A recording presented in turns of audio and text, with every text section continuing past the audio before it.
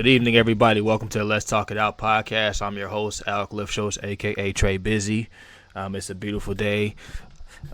Thursday, I believe today is the 8th, actually, 8/8/2019.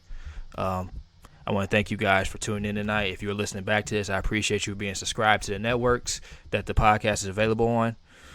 Sunday, I decided to do a surprise episode. It was real late. It was the latest I've ever did episode. It was 10 o'clock p.m. I had Justin come on and have a conversation with me. I really do appreciate him he was that's his idea initially. He said, let me know whenever you're ready. And I was like, okay, well, today seems like a good day. I also want to thank Jackie for coming on last Thursday. Jackie was great for sharing her story about when she was hospitalized and, you know, what she learned and how she was able to interact with her family and how it pretty much helped save her life. So I really enjoyed having those two conversations last week. They really helped me out a lot. But before I go on too much further about those conversations and how they helped me, I'd like to introduce my guest tonight. I have a very special guest. I've been trying to get her on for a while. I guess the timing wasn't right because the day I was supposed to get her on, for some reason, Mixler went down. It never went down before. I found that to be very weird that happened. It was down for a while. You know, she went out of town. It's like I've just been trying to get her on for a while, but it's nice to finally get her on. So my guest tonight, Lonnette Miller, a.k.a. Lala. Hi. Lala, how you doing this evening? I'm doing good. How are you? I'm doing all right. Just enjoying the weather in Chicago. You know, I know you're out there in LA. You guys probably got a little bit hotter out there. It is. It's actually really good weather right now. Our weather can be fickle here as well, but for the most part right now we're pretty sunny. So I wish I could actually experience it more, though. I'm in the office most of the day, so I don't get a chance to experience it much, but it's definitely, it's a pretty good time right now. So Lala has a lot of ventures in her life that she participates in. First of all, she's the owner of Kind of Women Boutique, and she also decided she's going to launch her own. In addition to being first of all, I want to say before I got her on the podcast, she was actually still working. I guess she's what you consider a workaholic because she literally worked up to the last minute and was like, okay, I'm ready. So she works in accounting as well, and she also about to launch her own podcast called Speak Out Loud Podcast. I want to ask you a little bit about that, Lala. What's the Speak Out Loud Podcast? What's that going to entail? Well, right now we're still in the development phases. I will have a co-host. She's one of my sorority sisters that I met here. She's also from Arkansas, so we can relate on that level. And it's pretty much inspired by just like women daily issues or women growth and trials that we may go through on a daily basis or misconceptions. We kind of want to clear some things up and we want to set some records straight. So the goal is to, help other women because that's a purpose of mine. I really love women. I love to reach out. I love to share and help women in any capacity or way that I possibly can. So the goal is to just kind of share some real life experiences, interview some hosts who may be able to share their experiences as well. So we can help other women who may be experiencing those things. Excellent. I mean, the more resources that are out there that are available for people, the better. I was going to say, are you going to ask me to come on? But you said it's for women. I'm pretty sure you don't want me to come talk. No, it is for women. We would like men to come as well. I do plan to interview some men because there needs to be a dialogue between men and women. I think that's healthy because there are some things that men don't know and there are some things that women don't know. And the best way for us to clear the air is to have a conversation. So there will be moments where we do have men on the as guests as well, so that they can share what their experience is from a male's perspective, and they could also give us, maybe some pointers on what we can do to, help in any type of way. So I think it just has to be a conversation and a space where we can share healthy information. Speaking of a conversation and men and women talking, hey, what's going on, Miles? I just wanted to. Before we go on into the main topic I want to talk about, I just wanted to go on to what happened this past week between Thursday and now. And if you guys listen to Sunday's episode, I got on there and I explained how my job let me go on Friday. My job let me go. and I'm pretty much just. I mean, it was hard for me to take. It was hard for me at the time to take it. I understand everything happens for a reason. I explained how it's so funny that a week before that happened, I was having a conversation with my mother, and I was letting her know that I would not be able to. I can't work here. This is not for me. This is not the job for me. So sometimes in your life, when you feel something and you mentally are prepared for something, you know, God is going to step in and make it happen, even if you don't do it yourself. So that's why I feel like that happened, and it's so funny that me being laid off that job, me being let go like that, it's opened up opportunity in my life. Because on Monday, August 19th at 9 a.m., I'll be going to a center to speak to 14 to 21 year olds, 30 of them, and talk to them about mental health awareness and talk to them about the podcast. If I was working, I would not be able to go have a conversation with these young people and open their eyes up and get them a little bit of knowledge and some wisdom from my experiences. So like I said, everything happens for a reason. Maybe that's going to lead to something else. You just got to, for me personally, I mean, it was a battle. That day was really rough. That weekend, Friday, Saturday, Sunday was much better, but Friday and Saturday was like really rough for me. It was a lot for me to take in at once when that happened. But then I started realizing, it was meant to happen that way. Ashley says, when one door closes, another one opens. Absolutely. Absolutely. So, yeah, I mean, I just wanted to throw that out there if people weren't listening on Sunday. Just want to talk to the regular, Thursday people about what's going on with me and, where I'm at mentally. So before I go too much further about myself, Lala is still here. I'm not by myself. You're not by yourself. You're never by yourself. Miles says everything happens in perfect timing, even though it doesn't seem like it. So I was talking to Lala, off the record. I say off the record when we're down the air because nobody else sees it. Off the record. And she was saying, I mean, she has, we all have internal things going on, internal battles. She said she was willing to come on and share some things she had going on with her. And Lala, if you're willing to, open up a little bit, tell the audience or the podcast community a little bit about what's going on with you, what's on your mind this last week or two. Oh my gosh. The last week or two have been very tough, very, very tough. I am recently single. My boyfriend and I decided to go our separate ways as of, I think, maybe 3 weeks ago. It was literally like 2 days after his birthday, which was July 21st. So we decided to go our separate ways on July 21st. And that day was pretty difficult for me. The next day was pretty difficult for me. But that Tuesday, your girl got some relief. I think the first 2 days were pretty difficult because I didn't have the full scope of the breakup. I had an idea of why we were breaking up. But on that Tuesday, when I say I received some relief,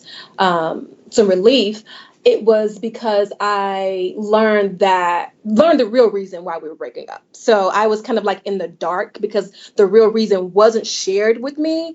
But a conversation was had with my mother, and it basically said that, I'm pretty much too successful, and it's a little bit too much for him to handle. And that blew my mind. And I was like, oh, so this is really the reason, because there are some things that I can work on. There are some tangible things that we can all work on, but I'm never going to minimize my success to appeal to anyone. So when I learned that was the true reason, then I was able to hold my head up and pick myself up and kind of move forward. 2 days later, I was at a family reunion executing a plan that I had been developing for the last 6 months, smiling in everyone's faces as if nothing is going on in my personal life. And I was a bit numb for the first few days, but as time progressed, I'll say within the last week, it has become a little bit more difficult because I've kind of opened Pandora's box. I've found the link to my my emotions and my feelings, and the tears came running. So I'm currently, I'm actually feeling the healing as currently, today is a better day than yesterday. So every day will be different for me. It's going to be a process, but I'm committed to the healing process, and I'm committed to learning and discovering more about myself. And I'm hoping to, prevent, certain things from happening again in the future. So one thing I can say is insecurity comes in different forms. Some people are insecure about their looks. They're insecure about their others talking to the person they're dating, or they could be insecure about where they're at in life. And when people are insecure like that, they project it on others. That's the only reason why I could believe someone would be upset that the person that they're dating is making more money than them. They're like, well, where I'm at, I should be doing this, blah blah blah. And just like, and you know what? We had another conversation yesterday, off the record. If you want me to be specific, I can be specific. If not, then I would not get specific. We had I mean, we can go there. okay. Well, we had a conversation yesterday, and you were telling me how people in your family try to make you feel bad for where you were at. For you being successful, for you being in college, making you feel like that you. How do I put this in a way that makes sense? They have like that crab in the barrel mentality when they try to pull you back down with them. They don't want you to elevate over them. And it's like they try to make you feel bad because you actually were willing to put in the work and the effort to pull yourself out of what you were given in life. Not everybody is willing to do that. Some people, actually, a lot of people, stay in the areas they grew up in. They, go to jail, have multiple baby mamas or baby daddies, and that's what their life consists of, living in a 1-bedroom apartment with 2 kids by themselves. That's what their lives consist of. But instead, you got somebody like you who's willing to relocate and work hard, have a full-time job, start a business. About to start a podcast. That's a lot of work. But you're willing to put in the work to make yourself better. So the sky's the limit for you, success wise. But other people don't like that. They're not willing to, so they want to pull you down to their level. So Yeah, it's been a lifelong journey with that. And it's not, I still struggle with it to this day. I'm still, it's still hard for me to accept because it wasn't my dream. It wasn't my goal. It wasn't my intention to um leave my family, be better than my family. Those things, it's hard for me to even say because it's just never been in my heart. And it's always just been said to me by family members, specifically my siblings. I am one of 6. My mother had 7 children, and she did lose one early on. And so there are 5 other siblings. I'm the 5th child, and I'm the first to graduate from high school. I'm the first to, matriculate, go to a 4 university, attain and complete my bachelor's in psychology and English. And then I went on to receive a master's in entertainment business. And I've done well for myself, I think, but it's been really hard for me to stand in my success and really own it because there is a fear of rejection, and it's because I've always been rejected by them. I mean, I feel like since the beginning there has been rejection. Like my mother, while she had 7 children, she never wanted any. So I grew up in a household that was very tumultuous. There was a lot of abuse. There was a lot of emotional abuse, a lot of mental abuse, a lot of physical abuse. I witnessed a lot of things that children should not witness. And I'm dealing with the psychological effects of that as an adult, which is extremely hard for me. But my siblings, they had their chances, they had their opportunities, they decided to do what they wanted to do. We all decided to do what we wanted to do. And for me being number 5, and I believe because I was able to witness so many things before me, I knew very early on that I would not do a lot of those things. I believe my mother taught me a lot of things not to do, and that was the best she could do because, again, she didn't want to be a mother. She didn't hug us. She didn't kiss us. She didn't tell us she loved us. She was a woman who ruled with an iron fist, and we feared her. We would walk past her and we would duck as if because we knew we could get hit at any moment. I'm from the South where, butt whippings, they come with breakfast, lunch, and dinner. It might be your dessert. You might wake up to a butt whipping. You might go to sleep to a butt whipping. You just never knew when it would happen. And it would happen with anything. It could happen with, switches. It could happen with belts. And it got to the point where those things she just stopped going for. She just started using her hand. So, So it was a very tough upbringing. Lala, I just want to say the chat room. Darren says she is great. Your story. Um, yeah, I mean, I grew up in a house as well that was pretty abusive. It wasn't the Yeah. same. It wasn't the same story as far as like uh, your mother saying she didn't want to have kids and she projected that anger, the fact that she had some onto her kids. It wasn't that. It wasn't in that aspect. It was the whole growing up in a Marine household kind of thing, man. Like the way we were talked to, the way we were disciplined. It was really really strict. But also my parents, they grew up in households where things were projected on them. So then they never got healing from it. They never went to therapy. They never went to counseling. So they just, subconsciously just, passed it on to us. They just projected it onto us kind of thing. That the kids learn from what they see and experience, right? So they grow up and experiencing abuse. That's what they're going to pass on to their kids, and it's like a never-ending cycle. Someone has to be the one to step up and stop it, right? Right. That's where it's not going to stop by itself. It's like a virus. It's just going to keep spreading out. It's going to keep going on and on. It's hereditary. Um, Right. so the fact that that you said that you aren't able to like stand in your success and like really like feel it. It's like people that work hard because you obviously have a work ethic, a very very strong work ethic. Um, we have a hard time, like even with me, because sometimes people congratulate me for being where I'm at with the podcast. I don't feel like I've done much. I feel like I'm just getting started. I feel like there's a lot more to do. We have a tendency to just feel like that there's more that needs to get done, that there's more that needs to be accomplished. EJ4312 says, "Congrats, your perseverance is remarkable. Keep breaking those ceilings." Yeah, Lala. I mean, it's amazing that you were able to be mentally strong enough to be able to be where you are today. Because a lot of people would have broke and they would have folded at this point. Yeah, there are plenty of moments that I wanted to, uh, but I knew that I couldn't. There was there was never a moment where the pain was so excruciating that I wanted to give up that badly. It would cross my mind, but I knew at the end of the day, no matter how much it hurt, that I still had to get up and move forward because 18 was coming. And 18 I looked forward to. And when I turned 18, I was gone. That was my saving grace. Go ahead, head up to NIU.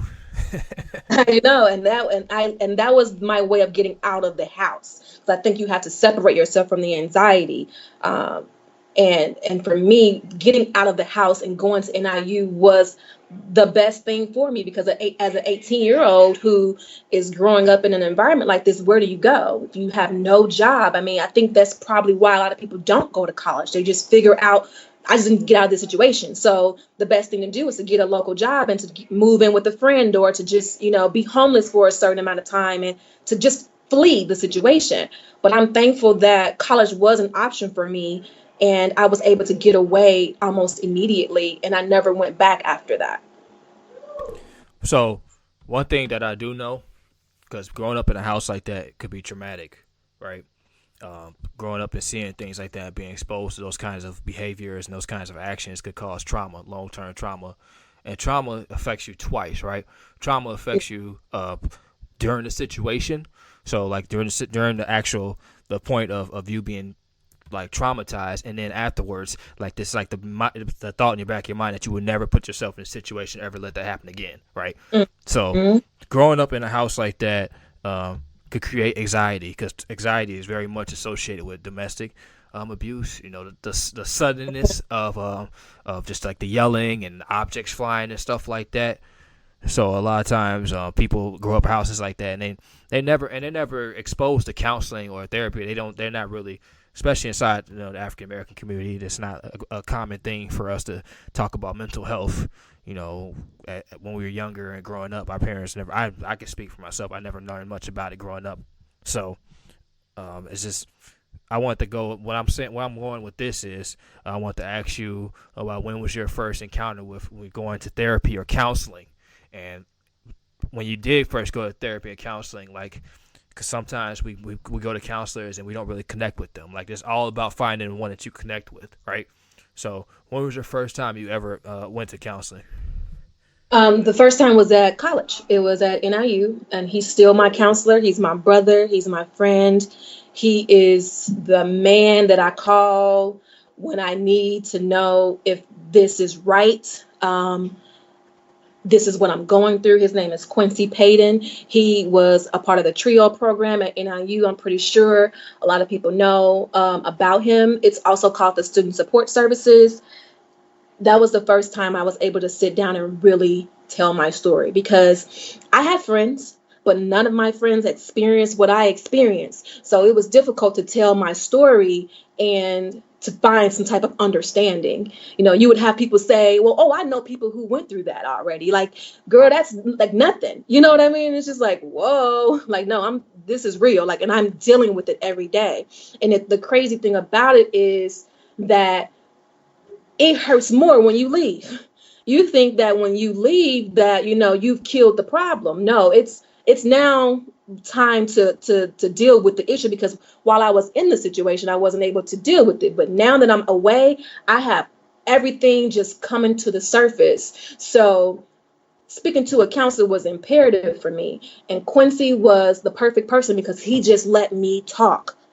He didn't interrupt. He just let me get it out, and that's what I needed. I didn't need someone to tell me, oh, you know, this is why this happened, or this is. I just needed someone to listen, and I needed someone to understand.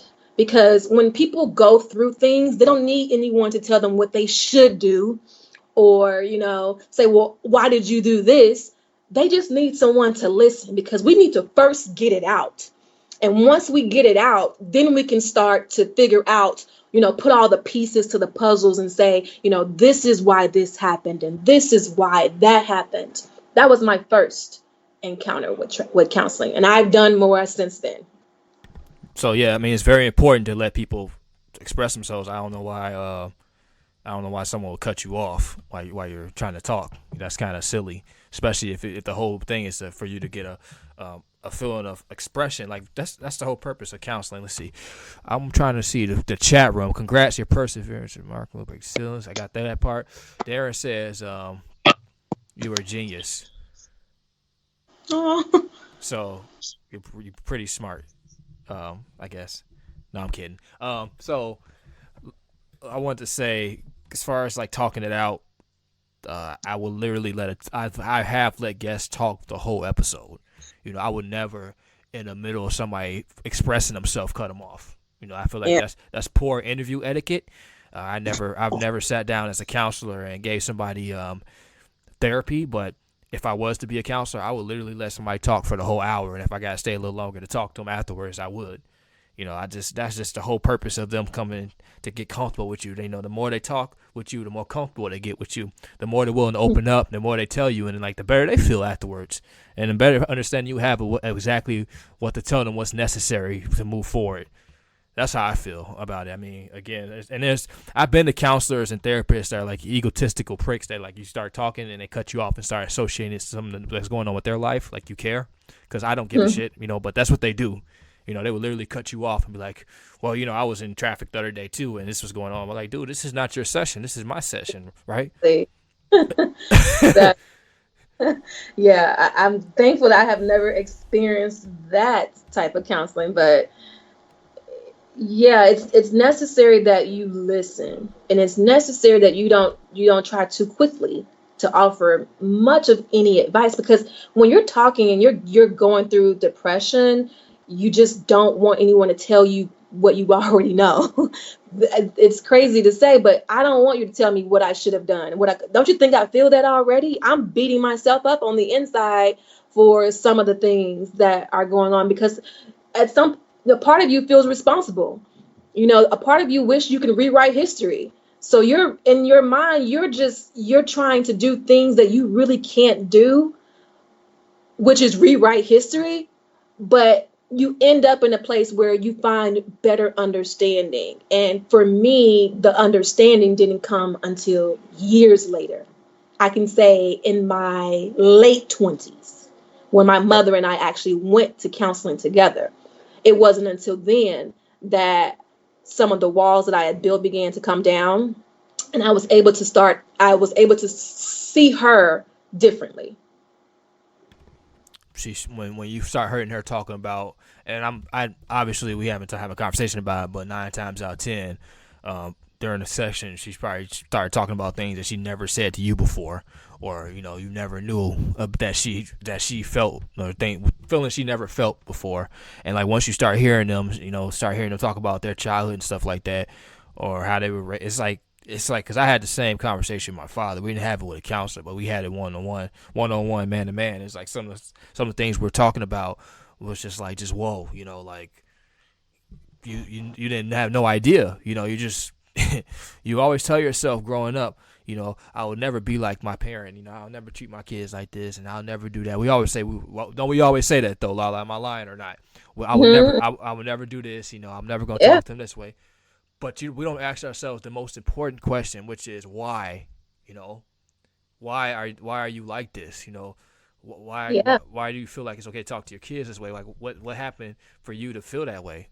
We don't, but we're not kids. We don't understand that at that age. But again, you said you got to your 20s, and that's when you have that epiphany. You have that wisdom over the years and that understanding to be able to just talk to them and then figure things out, and then it all clicks. It all makes sense. It all makes sense when you talk to them about it, and that's what happened with me. Yeah. So Yeah. I think her walls came down during counseling, because I think at that because I asked her to do counseling with me while I was in undergrad. And she told me, like most black parents would tell you, I'm not going to any counseling. Like, I don't believe in counseling. And so that was dead. So we had spent years not talking, and she knew that counseling was a way, manipulation, to get to me. So I obliged, and we eventually did the counseling together. But this time it was different for me this time, and it was because I felt like she was being honest for the first time. I knew a little bit about her past already. I just needed her to take responsibility for her actions, because I think a lot of parents have this whole, well, I did what I knew how to do attitude, or, and that basically just, excuses what you did to me. Like, it's just as if, like, oh, you did what you knew how to do, but do you see the impact that has had on my life? Like, do you see the effects of it? Like, I see my siblings, and I go, like, I know it's because of some of the things that we went through as children. And I feel bad that they can't get away from that thing that's keeping them, that's holding them back. I feel bad about that. Like, I was never that sister that wanted to become this great success and leave my family in the dust. It's just not in my heart. You know, I've just had to find different ways to be visible to my family. And some of them I can't be visible to at all. But back to my mother, she was honest for the first time, and she took responsibility. She was able to see things from a different perspective than just her own. And so was I. I can accept that you weren't taught how to be a mother, that you had your first child at 13. So you really never had a childhood. So you spent most of your adulthood, when you had children, trying to be a child. So my mother had a midlife crisis in her 30s. So I'm experiencing this as a kid, watching my mother at 16 years old, and she's 30 something, trying to be 16 years old, because she never got a chance to really experience a childhood because she had children. So for the first time, I was able to see things differently, and I was able to receive her differently. And I, since then, been able to have a better relationship with her than I've had in the past, because I have forgiven her for what she didn't know. I can't fault you for that. But I'm happy that she's taking responsibility for the things that she didn't know, but the effects that it caused on me and her other children. So I wanted to ask the question: how old was your mom when she had her first child? My mother was conceived her first child at the age of 12, and she gave birth at the age of 13. Her fifth child, and she had me at 20. So at the age of 20, she had five children. Jesus Christ. Yeah. So that's a big part of why things didn't just, I mean, they just didn't work out the way that, many people think of family or normal household work out. It was very different. My mom worked multiple jobs, and to believe it or not, she, ninth grade education, but she went on to own her own businesses as well. She owned a clothing boutique called Fashion Variety. I was her sole and only employee for the entire stint of her business. She was a supervisor at the casino in our hometown. It used to be called Lady Luck. She was the supervisor of the cage, which is where they count all the money. She ran it. So this is a woman who came from nothing, but had a lot of skill. She had a lot of wit, but she just didn't know how to be a mom. So, uh, well, I knew you had older siblings, but I didn't know, again, I mean, having one at 13 and then having five by the age of 20 is incredible, because Yeah, I can speak for myself. There's no way in hell I would have been able to raise a kid mentally at 20 years old. yeah, There's no way. Even at like 22, 23, there's like I was just not mature enough to raise a child at those ages. And the fact that she had 25 at, I said she had 20. Damn. The fact she had five at the age of 20 is incredible. That's true. yeah, That's truly incredible. And yeah. I mean, those mother instincts kicked in. She had to work multiple jobs, and work hard to get to where she was at to take care of you guys. I understand. Yeah. Miles said, "Wow, that's really tough."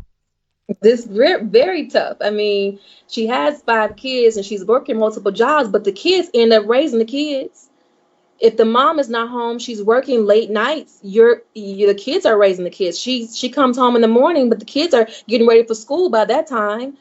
My sister was, 15. My oldest sister, she's a second child. She became pregnant at the age of 15 and was emancipated, I believe, at either 15 or 16. I don't know the exact age. But she was emancipated between those ages. And so what responsibilities were my sisters became my responsibilities. So I was running the house. I was making sure that dinner was cooked for the family. I was cooking and cleaning and making sure the house was prepared. And coming from the South, cooking and cleaning, well, cleaning is a whole nother beast when you live down South. I don't know if you've ever done it, but washing the walls was a daily, weekly thing for us.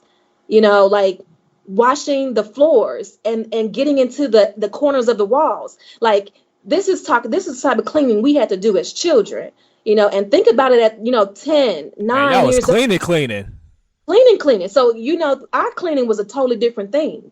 And that's why I have OCD to this day. First of all, she had y'all washing the walls, bro. Oh, yeah. Are we talking like, okay? Are we talking like the yellow rubber gloves with like the big sponge? I mean, even then, you don't even do that. I mean, sanitation didn't become important to me until I was an adult, because that wasn't taught in my household. That means get a bucket, put some water and some bleach in it, get a towel and wash the walls, scrub the walls. Oh, you did something bad? Oh, scrub the walls. That's your punishment. Hold your hands out. That's your punishment. Like, it's a different type of beast when you have to clean as a punishment, or clean like dirty every single day. It was, my mother would walk in the house and get screaming and throwing things, because if she saw a crumb on the floor, it was, everybody has to get up out the bed. I'm waking everybody up. Everybody's going to be cleaning. You don't see what she sees, but you're going to be cleaning something. I'm trying to tread lightly on this topic because my mom is in the chat room right now, and I can't speak I can't speak upon the things that happened. My mom wasn't as hard on us like that, but there was one time. Sorry, mom, you gotta give the people what they want. They want to hear the truth. My mom was working. She came home, and I guess there was like either a cup or a fork sitting on the counter, and she just like completely just lost her shit, just like. And my mom, I grew up in a house, church. My parents were pastors and stuff.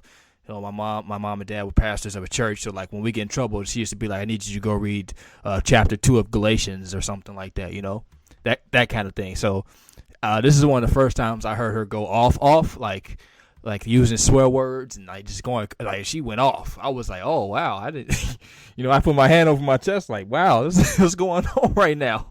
It's like, I chop it up as having, obviously people have rough days at work and have a rough Monday or something like that. But man, like when I tell you, that's like one of my earliest memories of hearing my mom like go off like for real. Like I mean, like I said, we used to get in trouble. We used to have to go read Proverbs chapter 17.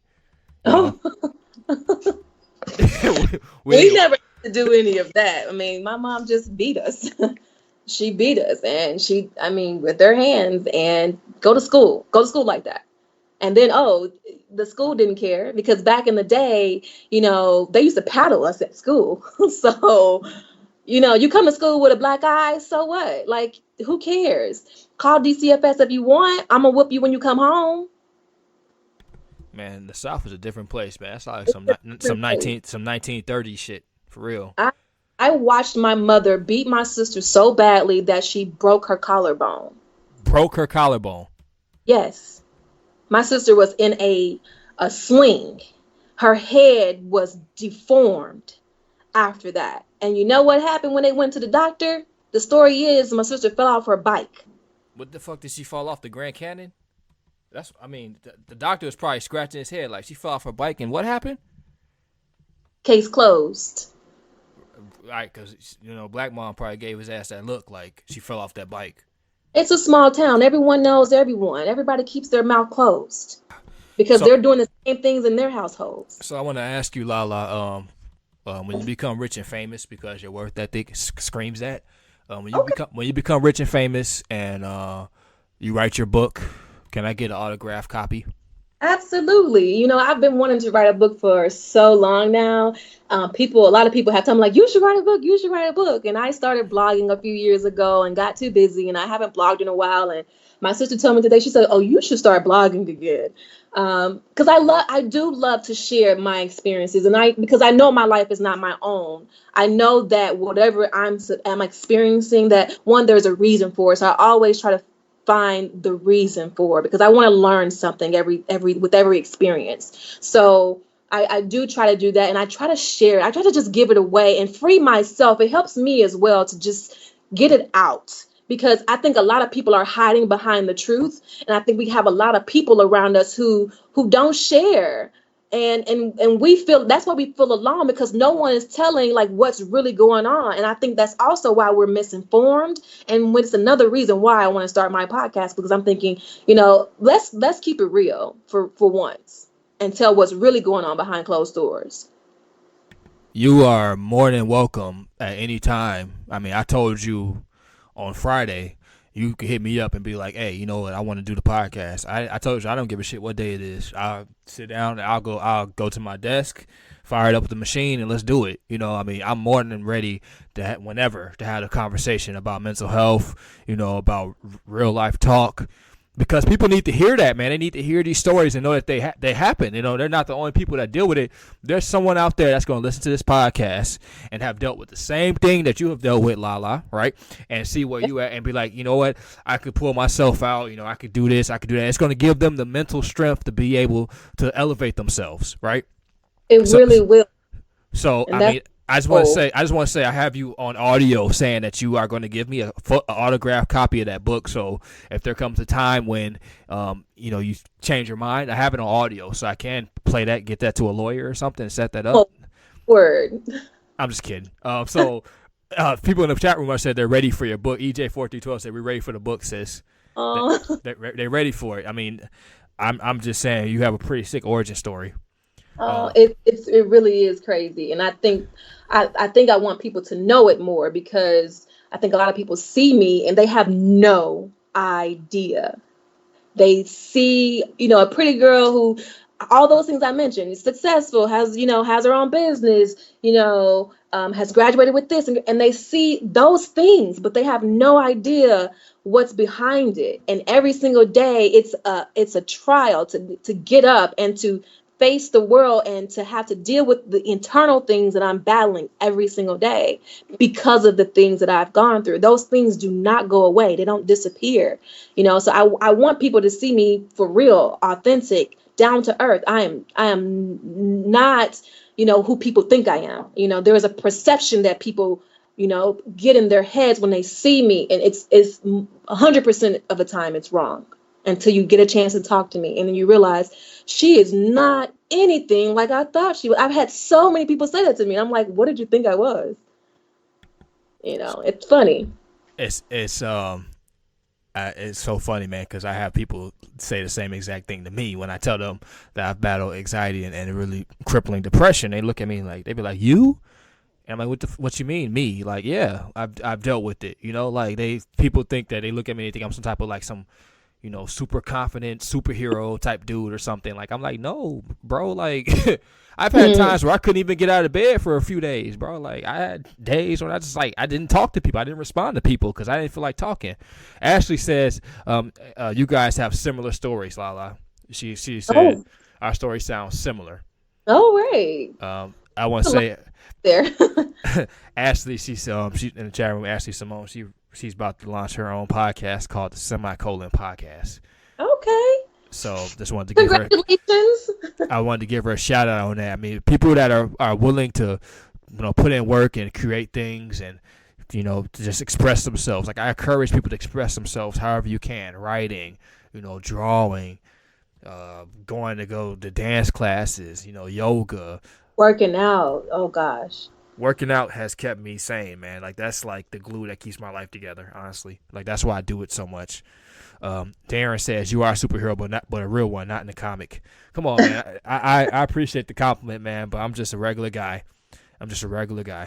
Just connecting you guys with people like Lala, like people that come on that are willing to share their stories and give their wisdom and their advice, and just because I know that these stories, I know these people that come on that they are going to help you guys out, that they're going to be able to strengthen you guys, to give you guys encouragement to know that you can pull yourself out of anything. You can make it through anything. And if you're not, I connect people, through Facebook. Like I'll create a chat, and we'll connect with people that have been guests, and we can have conversations like that. I mean, I do whatever it takes to make sure that you guys don't feel like that you don't have anybody to talk to, and don't feel like that you can't get advice from someone. That's literally what I do. And Darren calls me a humble one. Yeah, I mean, you're welcome, Ash. Like, that's great though. EJ432 says, public service announcement: in light of the recent shooting, please give blood. In light of the recent shooting, there's been another shooting since Sunday. I didn't hear about it. I'll have to go. So much going on in the world, and that's even hard to digest, because when you're battling your own stuff, I realize now that social media has definitely had a negative effect on me. Watching the news has a negative effect. I mean, it's too much. It's too much negativity, and you have to take it in doses. You really do, because I mean, you want the world to be a better place, but it's so sad to see where we are today. Like, I just can't. I can't. It's really it's saddening, because when you think about how far we've come, and to see that we're going backwards, like, and we're experiencing this, like, this is not a story that we're reading in a book. This is not Black History Month like sessions. Like, no, this is a story that I'm gonna have to tell my children one day. And I never thought that would happen in my lifetime. I thought that I would have to teach them about Black history. Not say that, hey, this happened during my time period. That's a different beast that we're dealing with today. We shouldn't have to deal with this in 2019. So I touched on it on Sunday. I want to retouch on it. I want to reiterate on it. These shootings, because that's one of the main reasons why I went live on Sunday. The shootings, man, like just the fact that they happen so rapidly like that. There was a mass shooting on Saturday and one on Sunday. So I want to read something that I read on Sunday. I'm not sure if people listen to the episode or not, but it's something that's really, it really touched me. I sent it to you, Lala. It says, please create something today. Create something positive. Create on behalf of all the people killed in the last 24 hours, robbed of their chance to ever create again. Create because you might help someone get through all this destruction with your creation. Just create, please. And that's exactly what I did on Sunday. That's the whole reason I went live on the podcast on Sunday, because I wanted to create something, because there were people that lost their lives that day that would never be able to create something ever again. And I wanted to make sure that I touch people's lives in a way that's going to positively affect them in the future. So that's the whole reason I did the episode on Sunday, because there are people that lost their lives over the weekend that will never get the opportunity to create nothing again. Like that's some sad stuff, man. Like I just think about it, it's just like, it's just I feel broken thinking about it. That you can't even go to Walmart to go buy, like, God forbid, a toothbrush or something. And just that's crazy. Like, can you imagine being in a grocery store and you hear AK-47? I'm not sure if anybody, somebody actually probably has, but AK-47s are loud as shit. Like, to hear one of those getting shot out in a grocery store, I can only imagine what that feels like in person. Just you're trying to find some mouthwash or something. Whatever. People go to Walmart for the littlest things. You're going to go get like a loaf of bread, and all of a sudden you hear an AK going off. Can you imagine that feeling? No, I can't imagine that feeling at all. And the craziest part about it is my father works at a Walmart in West Helena, Arkansas. And it's a Republican state. So I am concerned on a different level, because I have a parent who goes there 5 days out of the week and works. And I think about the type of prayer that I got to have every day for him. My dad is in remission. He had cancer of the head and neck a few years ago, and he's 2 years out. To know that he doesn't move as quickly as many other people may go. So if a gunman were to come into the store, could he get to safety quickly? Like, that's a concern. And I shouldn't have that concern. So, it's terrible that people can't do regular things, go to the movies, like, why are we taking out innocent people? Like, when did this become popular? Like, and I feel like, of course we've had our extents with different mass shootings, but I feel like in the last 10 years or so, I think since Columbine, which was maybe 20 years ago, it's just increased. And now we're, dealing with this time with this president, where he's inciting hatred and violence everywhere. It's unprecedented. I just don't feel like we are headed towards a positive place. Like, everyone is living in fear right now. And that is not where we should be in 2019. I just can't believe it. I'm speechless when it comes to where we are today. And it's almost like where do we go from here? How do we resolve this? Because it seems like he can still do whatever the hell he wants to do, because nothing's happening. He can do whatever he wants at his own freedom. And we just have to sit here and take it, because I don't see much action coming against him. We and I've talked about this a little bit as well. I want to reiterate this as well. We used to be shocked when we saw these mass shootings, right, on the news. We used to be shocked. We see them on the news. We go to Facebook. We're not even shocked no more. Can you think about how crazy that is? We're not shocked anymore. When we see them, well, we're just like desensitized to them. Like, we just we're sad. Obviously, we're sad for the families and stuff like that. But it's not shocking anymore. No, it's not. That's how insane that is, to just be desensitized to 20 people getting shot in a Walmart. Like, you're not shocked by it no more, and it's like something needs to happen. Something has to give for us. We shouldn't be at the point where we're just not surprised by something as crazy and abrupt as like that happening. I just at this point, the last I was shocked was when we had the shooting at NIU. That's what shocked me, because we see it on the news. And when you see it on the news, you can only imagine what the people who are there, what they are going through. But when it happened at NIU, I'm like, wait a minute, now we're on the news. That's a different type of, beast that you have to kind of like confront, because it's like, it's not shocking anymore. It's like in your face. It was a lot to deal with then for me. And ever since then, it's just like, okay, this is a thing.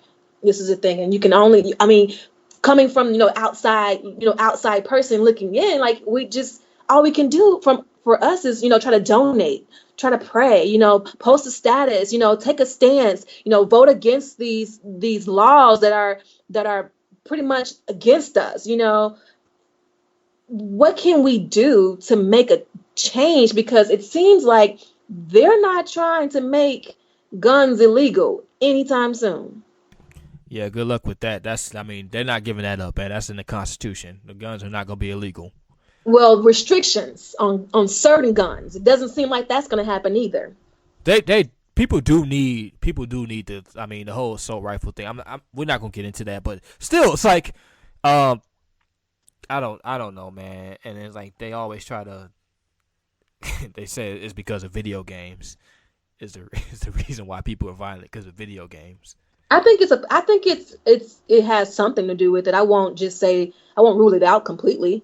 I would say it is a part of it, but I also think the environment that people grow up in is a part of it as well. I think that what people consume on a daily basis, what people are taught, what people start to believe, what they do themselves, mental illness. Lala. I've been playing Grand Theft Auto since I was like 11. I never once told myself I'm going to go into a public building and shoot everybody. Of course not. But then you're like an exception to the rule. Like, I play some pretty violent video games. Like, I got one over here when the guy like pulls out a chainsaw and like cuts a demon in half. But that don't mean I'm about to just go get a chainsaw and just go. I'm kidding, guys. It's satire.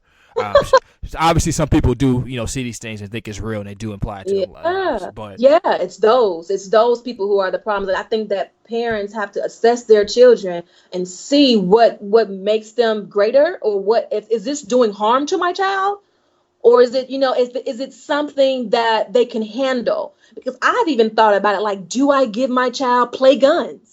Do I give my child play video games with guns? Okay, hold on, Lala. Hold on. First of all, I want to cut you off, but if you have a son, that's a part of our moral fabric of being a boy, is to have little water guns. Okay, you have really? The super soakers are the backbone of this country. No, I'm kidding. But no, but seriously though, like the little Nerf guns, the little suction cup things that stick on the windows, man. Like, come on.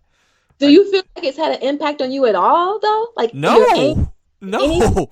Well, that's good to know, because as a woman, I don't know. I'm not a mother at this point yet, but there are some people who are like lack emotions. I've dated men and I'm thinking, like, where did you get this from? Like, you see me in pain, you see me hurting, but you won't even put your arm around me to comfort me. Like, what about you won't allow you to comfort me in pain? Like, as a woman looking out, so on the outside looking in, we're questioning what happened to you, what made you so emotionless.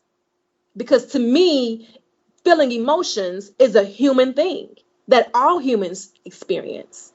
But when you have a man in front of you who says, men don't cry, or men don't do this and men don't do that, where did you get that from? I'm doing everything that I can humanly possibly do to accept the next generation to not think like that.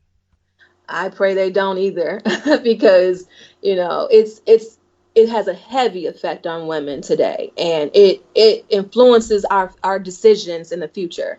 So it's necessary that we see what's not working for us in this generation, and that we make those changes in our kids, because we have to leave the world a better place for our kids, and that means raising better people.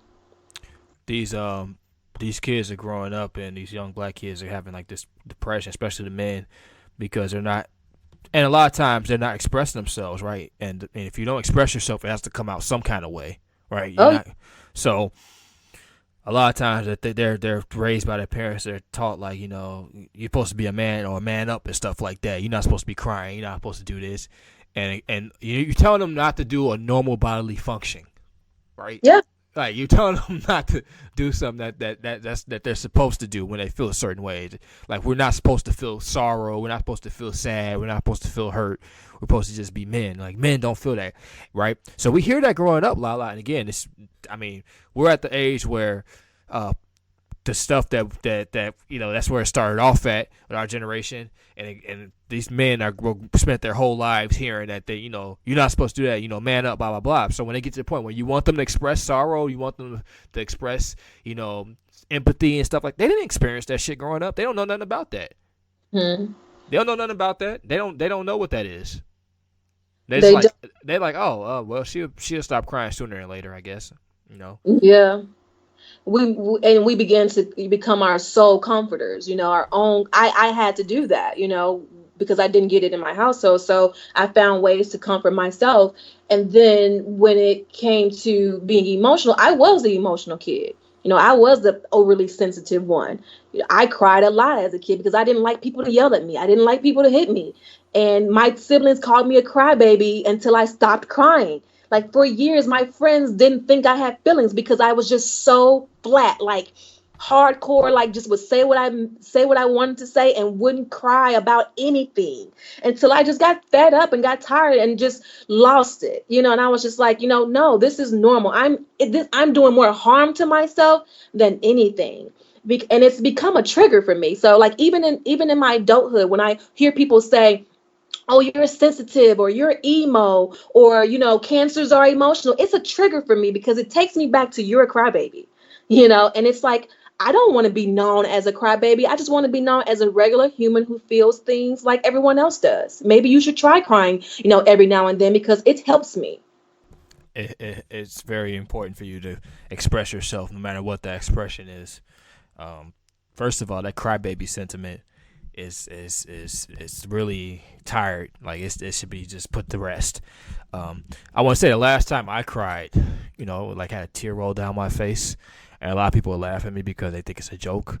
But in all seriousness, when I was watching Avengers Endgame and Iron Man died, like I mean, and you laugh. I told you you're gonna laugh at me, but you gotta think about it like this. This is somebody who's been watching on screen since I was 18 years old, right? He's been on screen for 11 years, and you've seen the build up, you've seen the character development, stuff like that. And I mean, there was street dudes in there crying. Like it was dudes in there with like they were crying. I had a tear fall out, but these dudes were in there like that they was crying like that. Like I mean, and I was happy to hear people express themselves like that, but. You see somebody on screen for 10, 11 years, and just to see them, like, how he died, like Spider-Man's crying, and Pepper, his wife at the time, she's like, oh, it's okay, Tony, you can go ahead and rest now. We're safe. And like how his little light in his chest went off, man, that hit me, that hit different, Mm-hmm. Hit different. I cry easily with movies. If anyone's crying, period. Like I'm very empathetic. Like when you hurt, I hurt. Like I can feel people's energies around me. Like I can sense when something's wrong because I can feel the energy, especially if you're like in a close proximity. Like I can feel your emotions and I can feel myself, getting sensitive or wanting to cry. And it's not really my feelings that I'm feeling. I'm feeling the energy around me.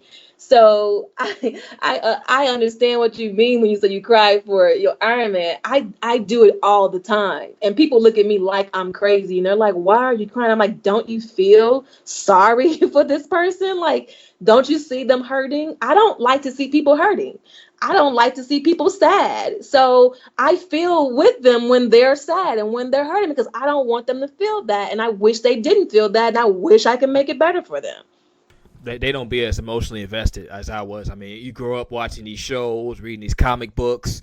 Again, like I said, I've been watching him on screen since I was 18. You've seen the character development of him. And it's like, just to see the character development of him. Because it's not like when you're a kid, everybody always says Mufasa was the saddest death ever.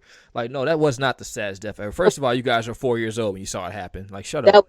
That was real sad. I got to give him to that was real sad. But listen, though. He died in the first movie, right? How many movies were Iron Man in? The crazy thing, I only saw the last one. I've never Oh seen any of the other ones, and wow. I don't know if I cried when Iron Man. Wow. Yeah, it wasn't my thing. It was Wow. yeah, it wasn't my thing. Like I think I cried when Robb Stark died in the Game of Thrones, and his wife died like that, and Well, his mom spoiler. died. Like, chill. All right, because All I that. chill on Game of Thrones. I haven't watched all that yet. Chill What? out. Oh my Chill God. out, bro. Like for real. Oh God. Miles said wow, just like I have, because you only seen the last one. Like wow. Like so, Iron Man was. Let's think. Iron Man 1, Iron Man 2, Iron Man 3, Avengers 1, Avengers Age of Ultron, Oh, Captain America 3, um, Avengers Infinity War, Endgame, and these movies were stretched out. They weren't like every year. Like they were stretched out because it was like a universe built up to these movies, right? So wow. you watch. I told you I was 18 when I first seen Iron Man. It came out in 2008, and Avengers Endgame came out this year, right? So here we are, 29 years old, right? You know, seeing somebody on screen and the character development and just seeing them die, like, and you know what? And even when I was watching Walking Dead, man, when I was watching Walking Dead and my boy Glenn died, man. Like that shit fucked me up too. I was like, come on, man. Like I was in the middle of eating ice cream. My shit started melting. I couldn't even eat it. I've never seen Walking Dead either. I'm not like a zombie vampire Oh person. man, No, what the? I've never done those. Oh I'm man. a political person, so I like investigative shows, like you know, ID Network. yeah, like Money Heist, anything Oh like god. some like Money Heist on Netflix was good. Undercover was good to me. Anything that allows me to think and be like analytical or logical anyway. Like my brain loves those type of things. I want before we start turning into a movie or show review. I know, right? Um, I want to ask you, Lala. We're at the hour mark. We easily could keep talking, but we're at the hour mark. I want to ask you if you have any last words of advice or wisdom you want to give the people that are listening in right now, or people that are going to listen back to the episode. Sure. I mean, I guess I would say, it does get better with time. I think overall for me, I think as a child, I didn't understand what my mom was doing because I wasn't a mom and I didn't know her story. I couldn't understand her story. So now that I'm an adult and I can, reason a little bit more, my brain is more developed. I can hear her differently and I can say I forgive you and I can move on with my life. I think that work is needed in yourself, and I think ongoing work, especially if you grow up in a household with a parent with disabilities. My mom has depression, anxiety, and bipolar disorder. So those things play heavily in the way that we were raised and the way we were treated. And I think that any children who have parents who suffer from mental illnesses should also seek a therapist because there are long-term effects to that. It can become a part of who you are because you were exposed to it for a very long time. You can pick up on those behaviors. You can pick up on bad, decision making and bad people and bad, like just bad skills, just overall. I think that you kind of have to talk those things out. You have to work through the wire so that you can kind of get to the root of, who you've become and why you are this way.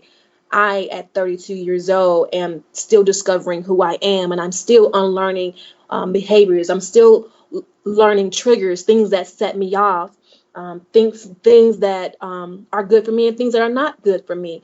I think as you get older, you learn more. So I would say to anyone who has experienced some of those things to continue to get help because it's not something that is going to go away overnight. Because when I thought I did all the work, and here I am again now learning something new at 32. So it's never over. You're constantly learning something about yourself, and sometimes it takes another situation. And in my case, it was my breakup that kind of opened up another, can of worms that now I have to go down and go deeper and to discover things that I had buried deep in me.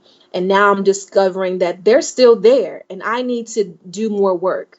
So get help, see someone, talk to people that you trust, and don't spend too much time alone because we do like to be alone. When we're going through our things, we like to, become isolated from the world. but I would suggest that you don't do that for too long. I know that it's needed, but I would say have a good girlfriend that you can go to and that will just let you let it out. And it gets better. Every day is different, but you'll get through. You'll get through. Lala, I just want to thank you for taking time out of your very busy schedule to come sit down and have a conversation with me for an hour. I'm gonna keep it real with you. We probably could have carried this on for much longer. I promise you, we could have. We The, really have. the chat room has enjoyed you very much. Ashley said, I appreciate this interview so much. Thank you. Uh, You're I, welcome. I appreciate everybody who came in to chat room to come have a conversation with us. Everybody who's listening back to this episode, I appreciate you guys for being subscribed to the podcast network, and I look forward to talking to you guys in the near future. So We'll do this again. Lala will definitely be a guest again, man. I mean, I've talked to her about several different ways that we could, work together. Because I mean, man, she's even tonight, man. She has it. She can bring it, and she can control the damn floor and the mic. So, her podcast is gonna excel. My mom says thank you for sharing. Absolutely, anytime. So you guys have a good night. Thanks for having me.